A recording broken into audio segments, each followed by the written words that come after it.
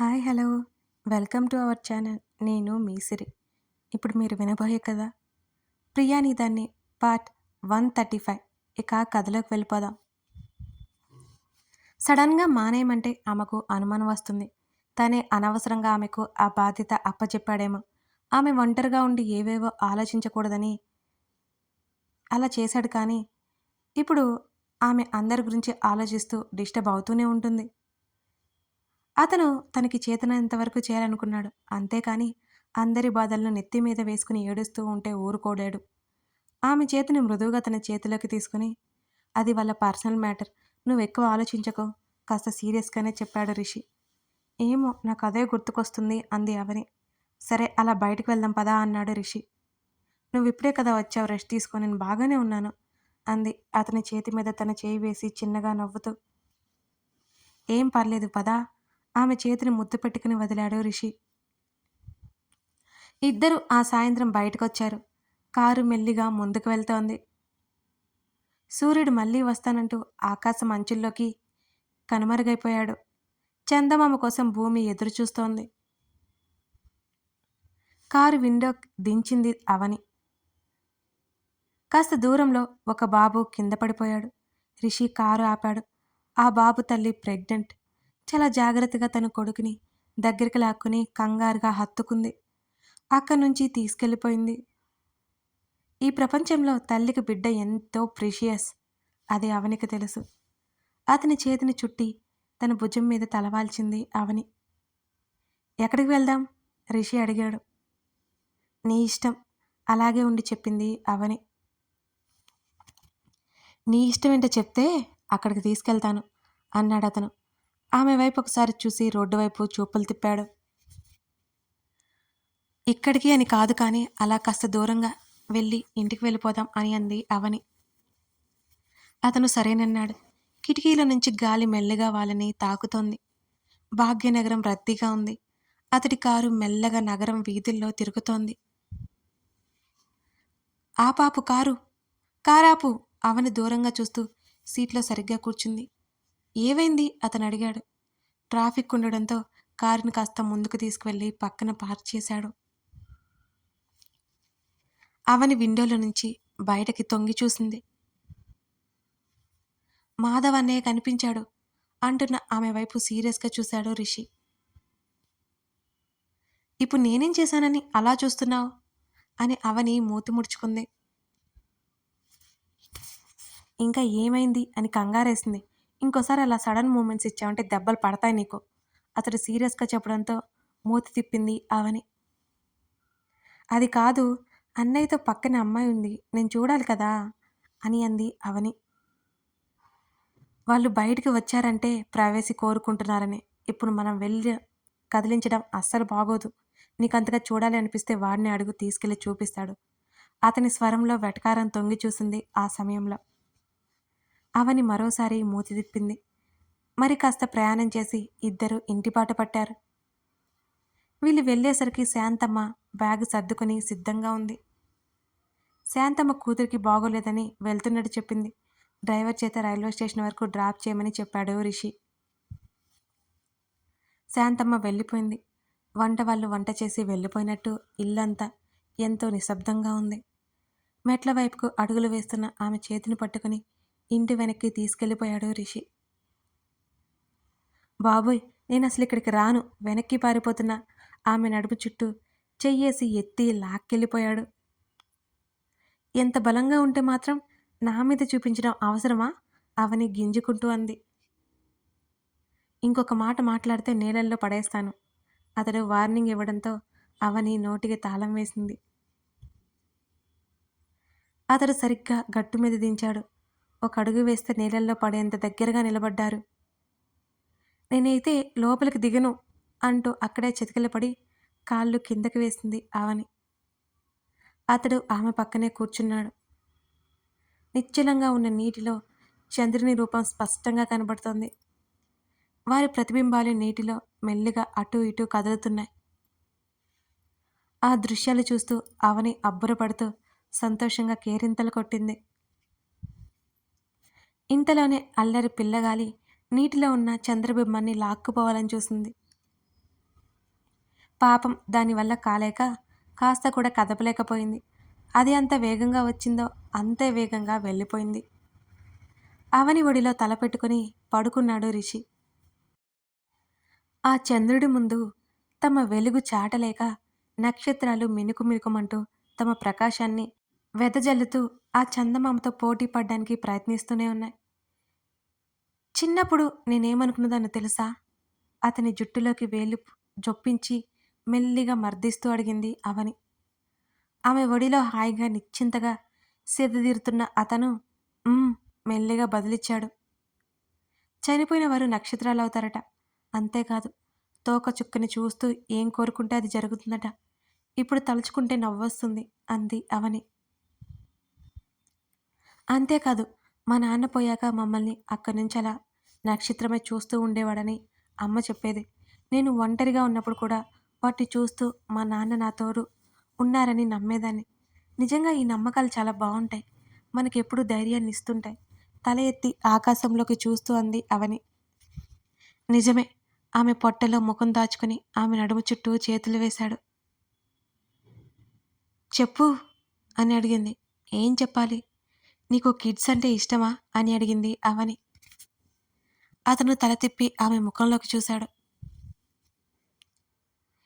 ఆ శశాంకుని కిరణాలు నేరుగా ఆమె ముఖం మీద పడి ఆమె ముఖం అత్యంత ప్రకాశవంతంగా కనబడుతోంది అతని కళ్ళకి.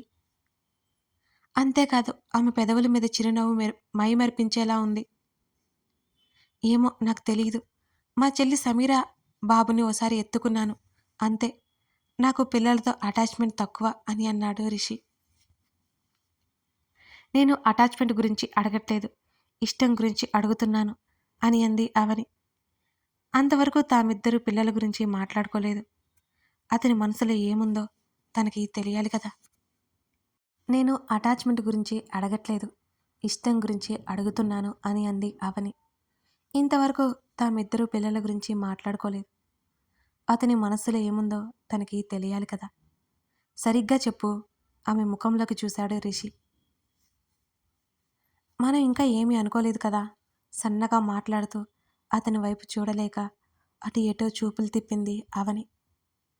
లేవబోతున్న అతని ఛాతీ మీద చెయ్యేసింది లేవనివ్వకుండా. ఆమె ముఖాన్ని తన వైపుకు తిప్పుకున్నాడు అతను. ఏమనుకోవాలి? ఆమె అలా నునుసిగ్గుతో మాట్లాడుతుంటే అతనికి ఎంతో ఇష్టంగా అనిపించింది.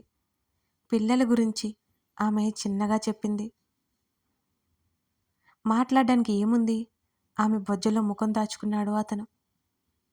అర్థం కాకుండా మాట్లాడకు అని అంది అవని. కిడ్స్ గురించి ఆలోచించడానికి ఏం లేదు. వండర్ఫుల్ గిఫ్ట్ అది. అప్పుడు ఇప్పుడు అంటూ నాకేం లేదు. ఆ మొమెంట్ కోసం నేను వెయిట్ చేస్తాను. ఆమె నడుము చుట్టూ చేతులు వేశాడు రిషి. ఆమెలో ఉన్న చింత ఒక్కసారిగా పరారీ అయిపోయింది అతని మాటలకి. అయితే నీకేం అభ్యంతరం లేదుగా? ఆమె మాటలకి ఉలిక్కిపడి లేచి కూర్చున్నాడు రిషి. ఇప్పుడెందుకు అడుగుతున్నావు? సందేహంగా చూస్తూ అన్నాడు. నువ్వు ఏదేదో ఊహించుకోకు. ఊరికే అడగాలనిపించింది అడిగాను. అవని నవ్వింది. అంతేనా అని అడిగాడు. "హ్మ్. ఇవాళ ఒక ప్రెగ్నెంట్ లేడీని చూడగానే నాకు అనిపించింది. అందుకే అడిగాను." అతని చేతిని చుట్టేసి భుజం మీద తల వాల్చింది. చూసినవన్నీ గుర్తుపెట్టుకోని అవసరం లేదు. అన్నిటినీ తల మీద వేసుకుని ఏడవనవసరం లేదు. అతని మాటలకి కళ్ళు ఎత్తి చూసి, చిన్నప్పటి నుంచి అలా అలవాటైపోయింది. చుట్టూ గమనించడం బాగా అలవాటు నాకు. అవని పెదవి విరిచింది. అవే ఆ అలవాట్లే తీసేయాలి అన్నాడు. అలవాటు కదా పోవట్లేదు. అంత సులువుగా వదిలేయకపోతున్నాను అంటున్న ఆమె మాటలకు నొసలు ముడివేసి చూశాడు. మాటల్లో మాత్రం నిన్ను కొట్టేవాడు లేడు. అతని కాంప్లిమెంట్‌కి ఫక్కున నవ్వింది అవని. అతడు చొక్కా గుండీలు తీస్తుంటే, గాలొస్తుంది కదా ఎందుకు తీస్తున్నావు అని అడిగింది అవని అయోమయంగా చూస్తూ. కాసేపు స్విమ్ చేస్తాను. నీకు కూడా నేర్పిస్తాను పద.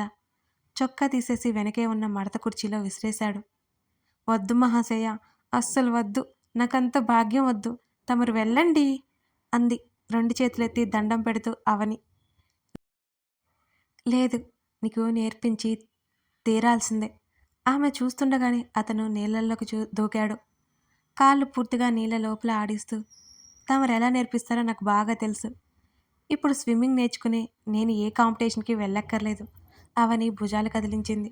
అతడు అలాగే నిలబడి ఆమెనే చుట్టూ చేతులు వేయగానే, ప్లీజ్ ప్లీజ్ ఇప్పుడు నేను ఈ నీళ్ళలోకి అస్సలు దిగాలని లేదు నాకు. నేను దిగలేను.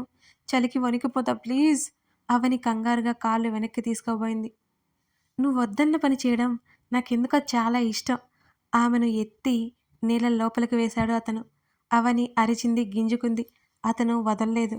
ఈసారి మెడ వరకు ఉన్న నీళ్ళను చూసి భయంగా అతన్ని కరుచుకుపోయింది. అతని భుజం మీద 2 దెబ్బలు వేసింది. ఆమెను తన నుంచి దూరం జరపాలని చూశాడు రిషి. ఇదిగో ఇప్పుడు ఆటలు కాదు. మరి కాస్త గట్టిగా అతన్ని చుట్టుకుంది అవని. నేను స్విమ్ చేయడానికి వచ్చాను. ఇలా విగ్రహంలా నిలబడ్డానికే కాదు. ఆమె నడుమును కొలుస్తూ అన్నాడు రిషి. అతని చేతిని తోసేస్తూ, అలాంటప్పుడు నన్ను ఎందుకు లాగావు? అవని అరిచింది గట్టిగా, ఉక్రోషంగా. నీకేమనిపిస్తుంది? ఈసారి అతనే ఆమెను దగ్గరికి లాక్కున్నాడు. చలిగా ఉంది అంది అవని అతని ముఖంలోకి చూస్తూ. అతను పూర్తిగా తడిచి ఉండడంతో అతని జుట్టులో నుంచి నీటిధార ఆమె నుదుటిన పడి ఆమె ముక్కు మీదుగా, కనుల మీదుగా, చెంపల మీదుగా జారిపోతున్నాయి.